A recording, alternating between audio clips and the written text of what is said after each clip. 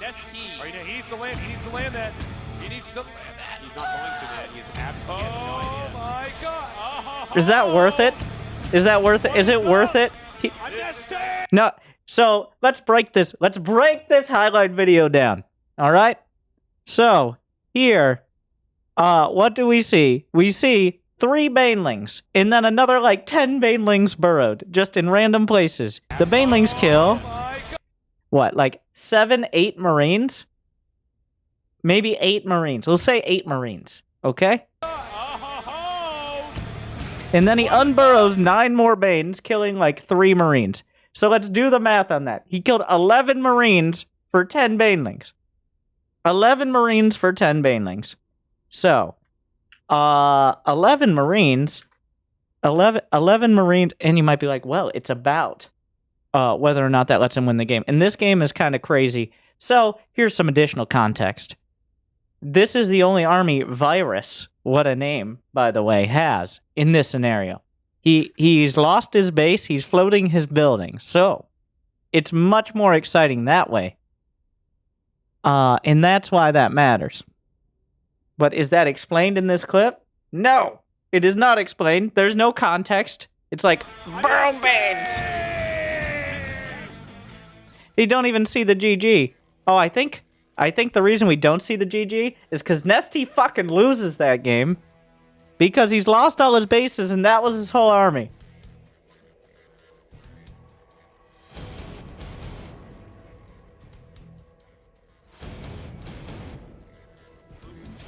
Bit by bit. This guy was like if Maru was a preschooler. All he would do was pull the boys. He's like the original guy who pulled it. Oh, more Burrowed banes, by the way. So you might be like, Winter, why are you playing 2 songs at once? Because I'm pretty sure... I'm pretty sure I probably shouldn't be listening to the songs on their own. So yeah, that was terrible.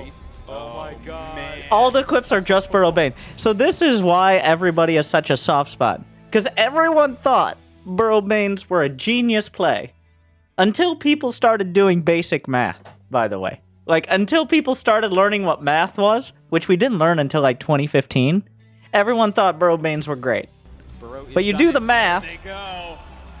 Totally sick, tasteless. The numbers don't lie, and they spell disaster for you. Overrun the ramp since the Hydra do deal so much damage. Yeah, he has 2 infestors as well. This is going to be wild. If The captions. Hydras, that's all he needs to do. Yes. Just blow those Yes, he's just got to get the Hydra. Like, there are specific scenarios where they're very good.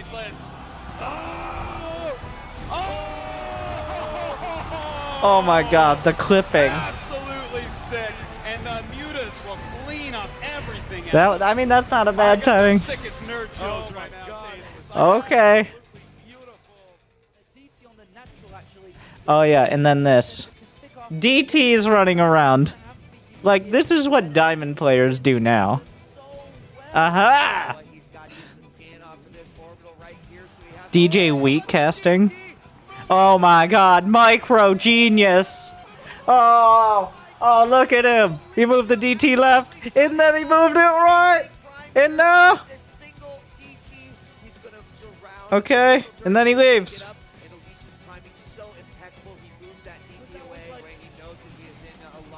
Okay. I mean, the Marines and Marauders are kind of just killing him. Or he blinks underneath the orbital, so you can't get no orbital scans. So I'm pretty sure Marine King wins this. Oh, so this is... I'm about to ruin another epic moment. So, here we're gonna see a nuclear missile that's gonna hit an army and change everything. Okay, let's see how much it does change. Remember Slayer's Boxer, by the way? The EMPs hit fucking everything because no one has observers.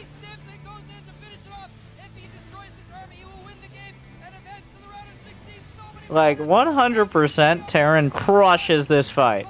So here's the thing.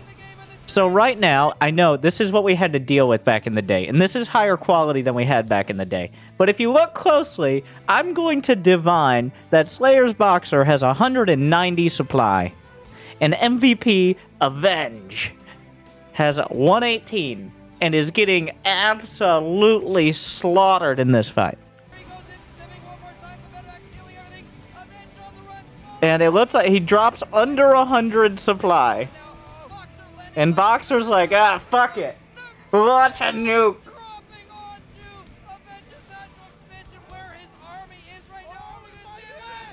So the supplies are currently 174 to 70. There's like 6 stalkers left against 100 supply of bio, but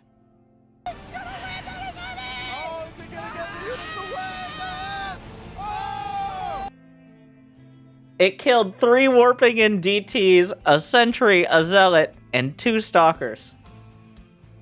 And almost the ghost.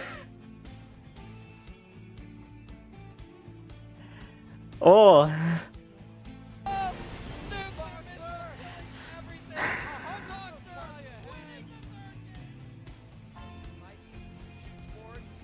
Oh, is this? Oh, more nukes. We're in the nuke phase of the video.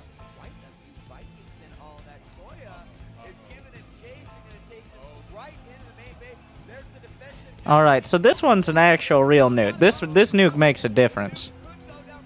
This is a great moment.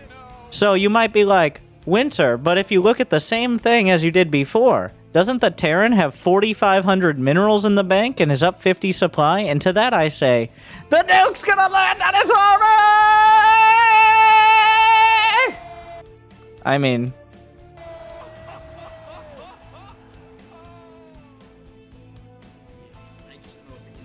Oh yeah, remember TSL? Wait a second. So this is when... Here we see Storm being discovered. Before this, Protoss players did not know Storm existed. They just made Colossi and said those were good. And they were. But this is when Protoss players discovered that Storm was a good skill to have. And here we have MC against Thorzane. Another Psionic Storm at the hands of a High Templar. Another High Templar doing a nice side storm, but Thorzane trying to dance out of that. He's got a lot of Ghost EMP here. This was the start of like leaving Templar all around the map as like Easter eggs of death, which is still a tactic used today, but mostly like more concerted with the warp prism. But MC will just start putting random Templar around the map. Oh wait, no. This isn't when Storm was discovered. This is also when Ghosts were discovered. And also HD. This is when we learned you could tell if they had 130 or 120 supply. Before, we just had to guess. About as good as it could get for Thorzane doing some dropship micro, actually. Taking it, oh my god! So EMP, good.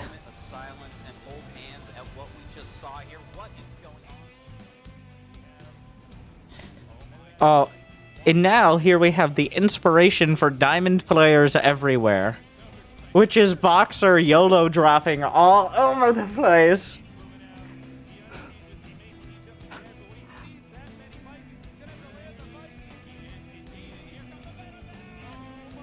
Just every single tank sieged up in exactly the same spot. And no, this is highest quality, guys. So... he just drops out all the tanks. Oh, Polt versus Violet.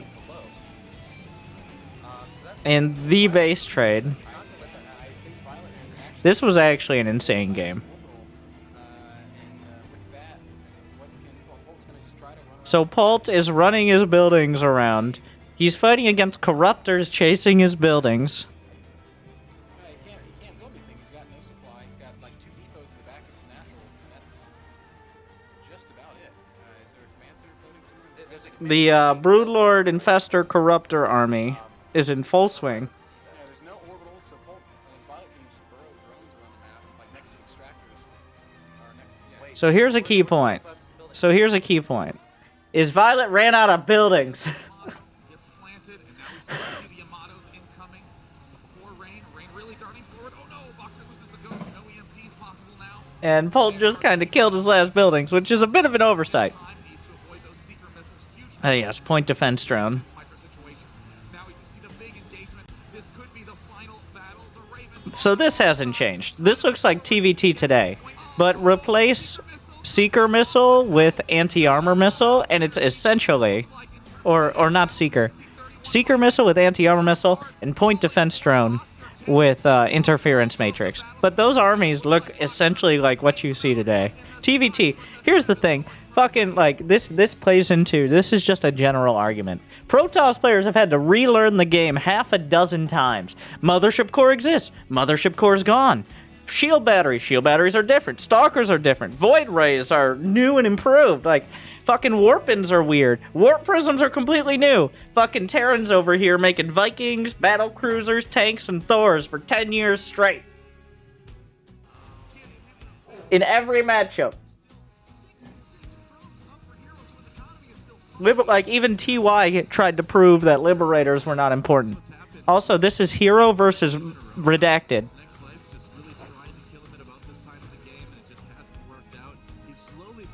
This is Warp Prism Micro back before Warp Prisms were new, improved. Like, Warp Prism Legacy Edition. Like, Warp Prism Premium Collector's Edition. And this is... Okay, so Liquid Hero made his name in honor of CJ Entis Hero from Brood War. He became a better StarCraft 2 player than CJ Hero, mostly because he was playing Brood War. But then CJ Hero started playing SC2 and eventually surpassed Liquid Hero in SC2, which was weird, but...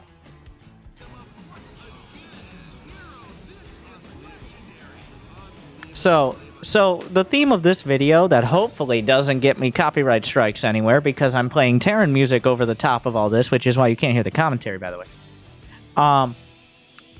What happened to Life? Life, along with several other players, organizers, was convicted of match fixing, and he faced criminal consequences in Korea. I think it was around 2015, 2016. And of course, it wasn't like just him, but like many young Korean players and Koreans in general, it's bad. It was bad. It was really bad. There were a few matches, none of the major tournament matches, but there were a few matches in GSL he threw for money. And essentially, like, you throw one match for a certain amount of money, and then now they have you, and apparently they blackmailed him into more. So that really sucks, and that is why, like, when you look back, you're like, wait, what happened to Life? I really liked Life.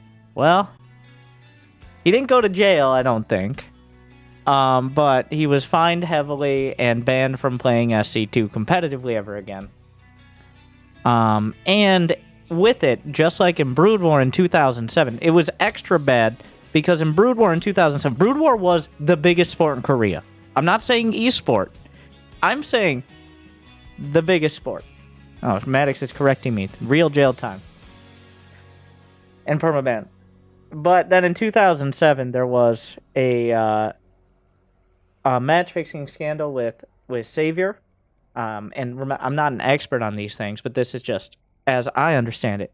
In that, like, it was kind of the wake-up call for esports, like, oh yeah, people are still people, no matter if they're playing on a computer or they're like doping and in biking or something like that. I think it would be on that kind of scale.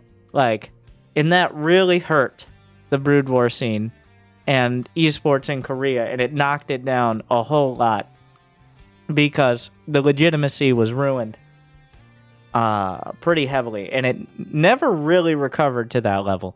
And with SC2, especially in Korea, it's kind of the same thing. So, fun. Here we see him getting out micro by Immortals in a Prism. That's the highlight here. Whereas Life is just trying to make a bunch of... Redacted is just trying to make a bunch of roaches.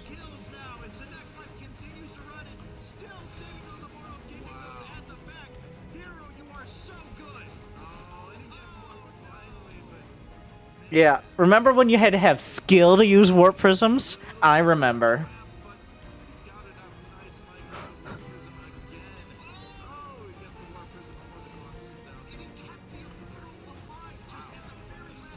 Yeah. I don't know why life kept going up that ramp. Oh. Wait, why is this higher quality than the other video? They must have the actual VODs. Here we go. Oh, for those, if this ends up on YouTube with like a super clickbaity title, and you watched it and it gets more views than all my other videos, 1, like and subscribe, and 2, we were talking about who Huck was after he made a post about what he would look for in an RTS, and said Age of Empires is better than Starcraft as an RTS. And if that doesn't start a comment chain, I don't know what will.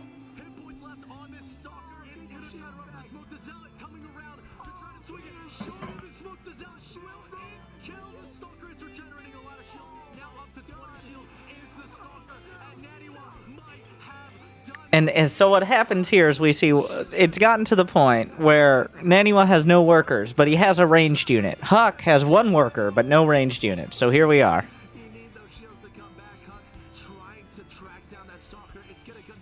I mean, what are you going to commentate here? You can't criticize the comments. You can't criticize my boy Axel Toss too much. Like, there's 1 stalker running away from 2 zealots and a probe. What do you want? What do you want him to say? Like, you gotta run! Watch out! That's a zealot! You gotta run away! The probe's mining, be careful! Oh no! Zealots! Zealots! Oh! Oh no! Oh, zealot! Oh! Like, usually there's something else happening. Like, but there's 1 zealot putting a clock on Naniwa to kill these zealots.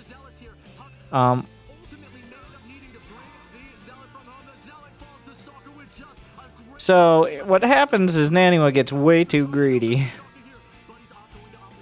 All he's got to do is let his shields regen, so he doesn't have to risk anything. But then he's like, watch me risk everything. He didn't need that. He was just so greedy to do that. Oh my god. So greedy. Now he doesn't know exactly. Oh, and this. Remember when the best strategy in StarCraft was to make it so your opponent wasn't allowed to play the game? Yeah. Yeah. Get those Archons in there. Oh, we got 2. Now you have no units. Fuck you, good sir. And then they just... Oh, and they go in the other one a little.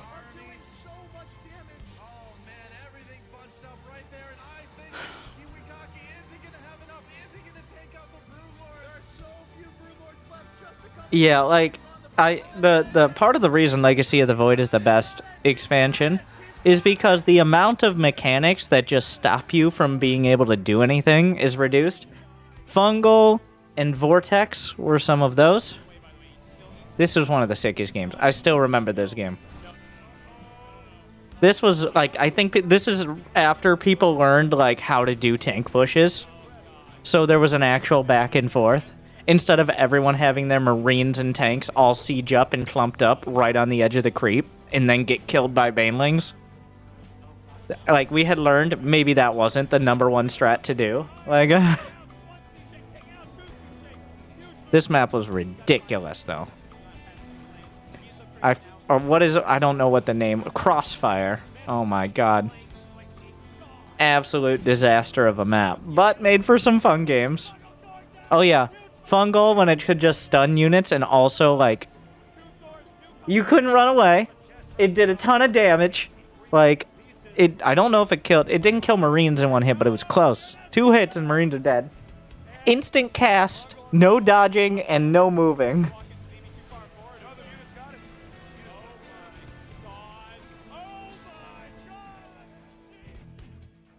No, you're just fucked. Oh, and of course... MMA killing his own CC. A classic tactic.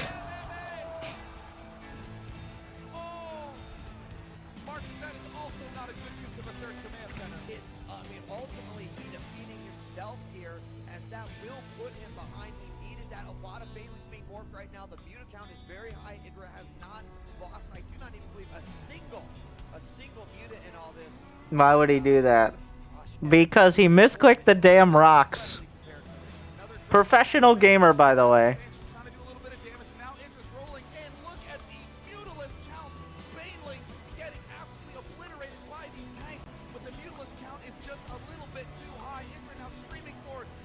So what's happening during this, by the way, that we're missing, is he lost a bunch of drones at his natural, and they were so. Here's part of his. Here's part of the reason. Obviously, he should not have left the game.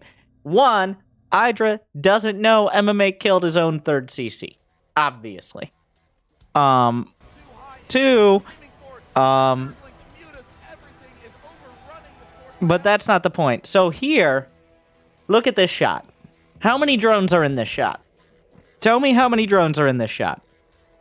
And just imagine you can actually see them. 5. 7. 5. That's what Idra thinks. The answer is about 20. He had them all stacked up on his gas, so what I have to assume is he glanced back. He assumed the drop killed all his drones. And just gave up. Like, obvious, even if he had lost all those drones, obviously he shouldn't leave there. It was still way too early. But he didn't know that that MMA killed his own CC, obviously. And 2, he didn't know that he had those drones likely. But, it was still way too early, even with that in mind. But that is a little more than just, oh, I lost a fight, I'm leaving. But it's still it's still an Idra GG. Everybody else. Can you unbutton one more button for me, Day 9? I'm never drinking Dr. Pepper again after MLG. After going to MLG and them offering free Dr. Pepper and Dr. Pepper being like a quarter-inch coating congealed on the floor and everything being never again. After MLG, never. I have not drank any Dr. Pepper since MLG. So good advertising. Never again. Oh, you guys know Kiwion? Here's Kiwion in the GSL finals.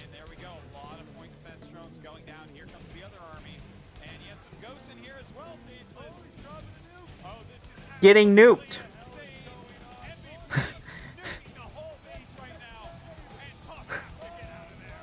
In one of the most entertaining TVTs of all time, by the way. MVP does a nuclear beachhead into the base, which is pretty sick, by the way. The PDDs to block out the turret. That's actually just... So here, by the way, this is not Slayer's Boxer. This is not Slayer's Boxer. This is who would eventually be called Marine King.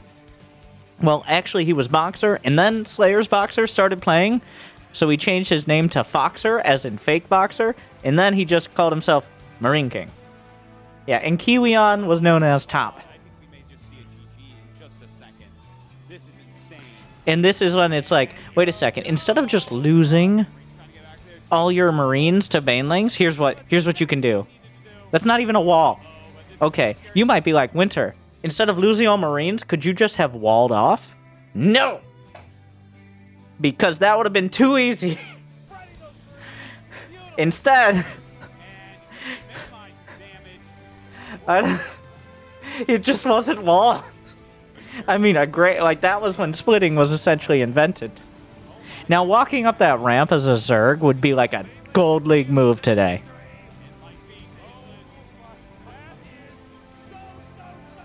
He's just A-clicking banelings across the damn map.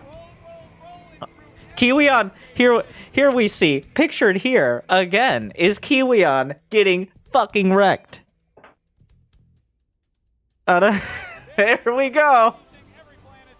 Making a great punching bag for this Highling. I didn't even realize this was him. Just getting absolutely mauled. And now this, of course, was the best moment of all time. I think this is still the most epic moment in StarCraft history. Despite all the mechanics and everything.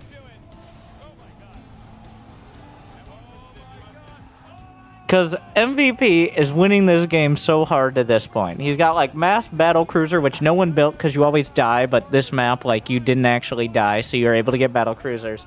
And then Squirtle comes in. And it's also super epic because of the context of the series. The context of the series is that MVP kind of walked over Squirtle to a 3-0. Like, Squirtle just barely, he was barely in the game. He was, like, railing Immortals across the map. He was just, like, probes were misrallied. Like, he was just dying to 2 units. And then he comes back in one game, and then that's the second game after Squirtle wins one. Is that, like, masterpiece. And then eventually, in Game 7, on the largest map, like, up until that point in the history of StarCraft, I would listen to John, but I'm pretty sure that the music is not something I want to turn up. So just read the subtitles. So just put wait. Thank you very much.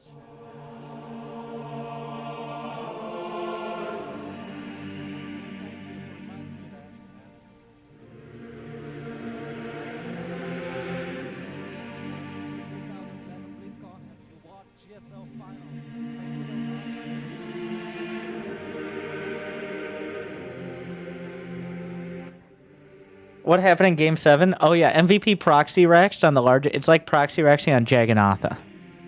And he won off that. It was like a ridiculous gamble, but it ended up being just enough. So,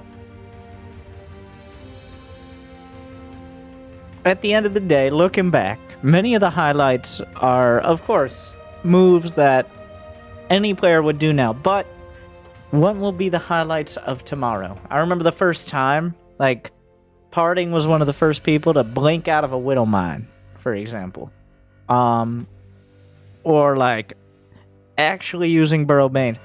Like, there's a lot of little strategies and tactics that have built up. And some of those moments still stand up. Some of them really demonstrate how far we've come. For better or worse, with many of those players. But